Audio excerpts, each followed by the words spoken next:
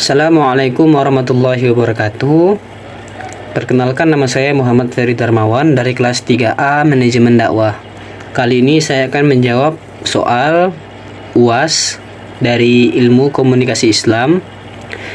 Soal yang pertama ialah, apakah ada komunikasi intrapersonal?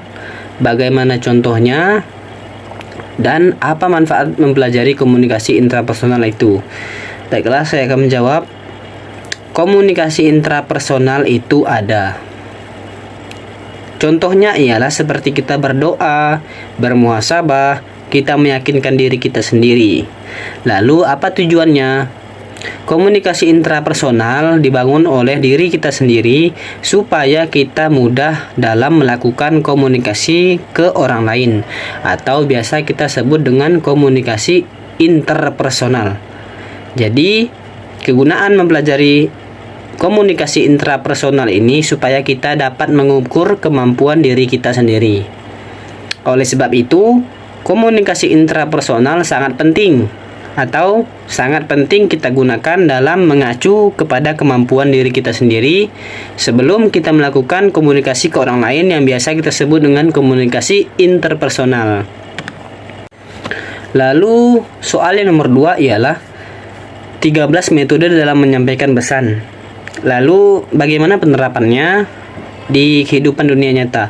Perlu kita ketahui 13 metode menyampaikan pesan ini sangat penting digunakan dalam menyampaikan ilmu komunikasi yang kita ingin melakukan komunikasi interpersonal kepada lawan bicara kita. Nah, jika kita melakukan komunikasi tersebut, kita memenuhi syarat 13 komunikasi tersebut, maka kita akan melakukan atau kita akan mendapatkan sebuah kebaikan atau respon positif yang baik daripada orang yang kita ajak bicara. Namun dalam kenyataannya ialah ke-13 metode tersebut agak atau kurang kita lakukan pada saat melakukan komunikasi interpersonal. Karena apa? Kita tidak bisa atau kita kurang mampu dalam menguasai 13 metode tersebut. Nah, oleh karena itu, sebelum kita menyampaikan atau membicarakan tentang hal-hal kita kepada orang lain, akan lebih baiknya kita akan mempelajari dulu bagaimana sih cara menyampaikan pesan yang baik. Nah, bagaimana sih 13 metode tadi bekerja dengan akurat sesuai dengan diri kita. Dengan kata lain, kita bisa mengajak orang atau mempengaruhi orang dengan menggunakan 13 metode tersebut. Nah, lalu kita akan membahas tentang soal nomor 3, yaitu 12 prinsip dalam komunikasi Islam. Dan kita kaitkan dengan apa-apa saja 12 prinsip itu. Yang pertama ialah prinsip ikhlas. Prinsip ikhlas ini harus kita miliki dan harus kita terapkan dalam ilmu komunikasi Islam, dalam kita membicara kepada diri kita sendiri maupun orang lain. Karena apa? Jika kita tidak melakukan prinsip keikhlasan ini, bisa jadi kita tidak akan meraih kesuksesan dalam menyampaikan pesan. Yang kedua itu ialah pahala dan dosa.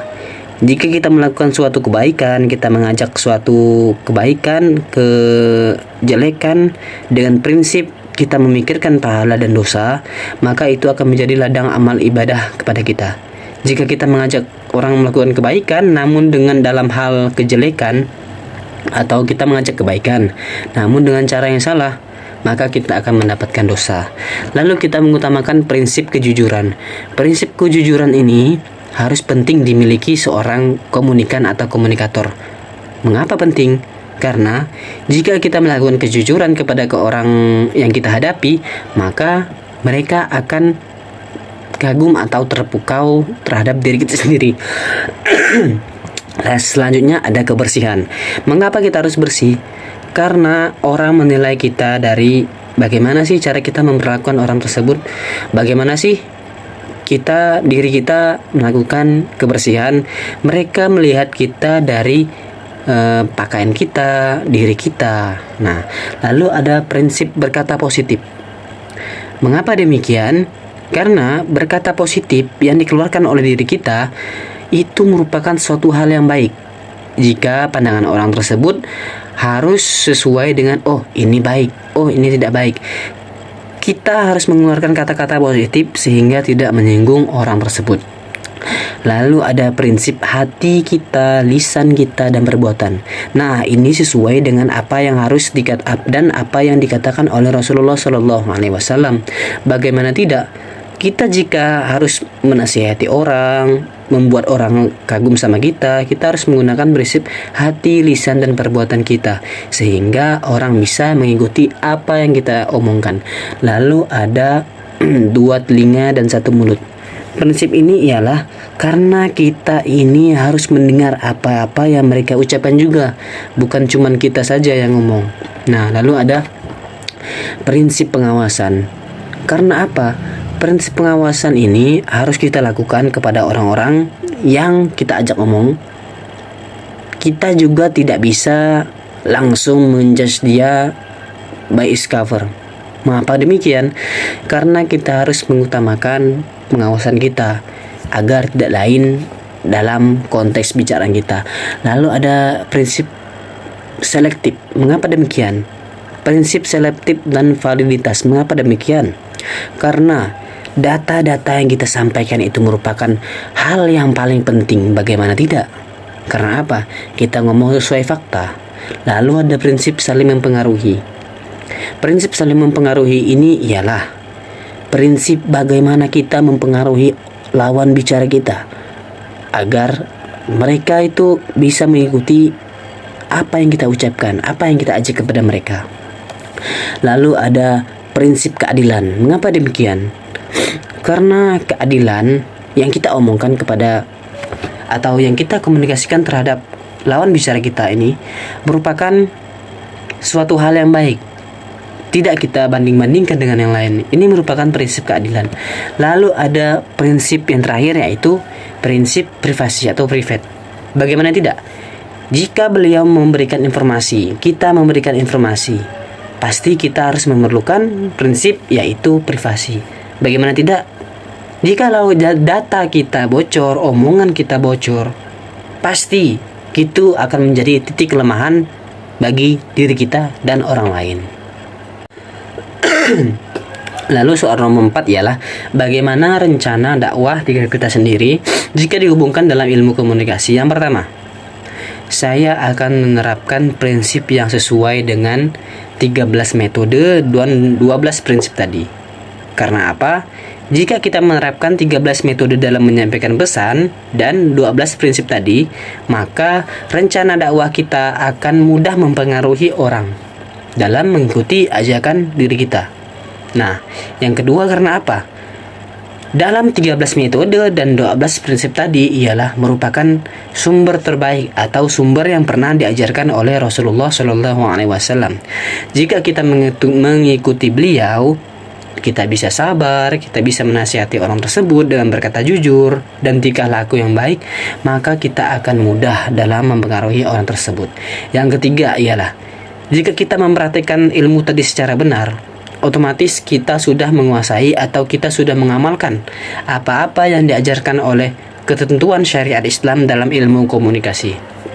Oleh sebab itu, kita sebagai mahasiswa atau saya sendiri sebagai pelaku dakwah, jika ingin merencanakan strategi dakwah saya akan menerapkan 12 prinsip dan 13 metode dalam menyampaikan pesan.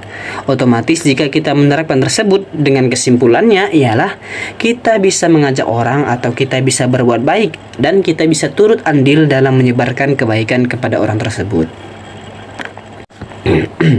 Nah, soal nomor 5 ialah deskripsikan komunikasi Anda jika digambarkan dalam ilmu komunikasi Islam. Menurut saya, ilmu komunikasi saya sendiri yang pertama ialah masih terbata-bata dan belum sesuai atau belum sempurna dalam 13 metode menyampaikan pesan dan 12 metode dalam prinsip. Karena apa? Karena saya masih terbata-bata dan saya masih belum bisa untuk melakukan apa-apa yang ada dalam prinsip dan metode dalam menyampaikan pesan. Oleh sebab itu, jika saya ingin melakukan berdakwah, saya akan bisa atau saya akan belajar dengan giat tentang 13 metode tadi dan 12 prinsip, sehingga saya dapat menemukan jati diri saya. Nah, kemudian jika saya gabungkan, maka komunikasi saya dengan 13 metode tersebut tadi masih bisa atau bisa jika saya gunakan dalam mengajak atau mengimprovisasi atau mensugesti seseorang agar mengikuti saya. Nah, jika saya menerapkan hal tersebut, otomatis saya bisa melakukan atau mengajak orang kepada kebaikan. Sekian, terima kasih. Mungkin itu saja dari jawaban UAS saya dari soal nomor 1, nomor 2, nomor 3, 4, dan 5. Mohon sekiranya dimaafkan Pak jika ada kesalahan kata. Dari saya Muhammad Farid Darmawan, kelas 3A Manajemen Dakwah dengan NIM 121080027. Sekian dari saya. Ihdinas siratal mustaqim, wallahul muwaffiq ila aqwamit thoriq. Assalamualaikum warahmatullahi wabarakatuh.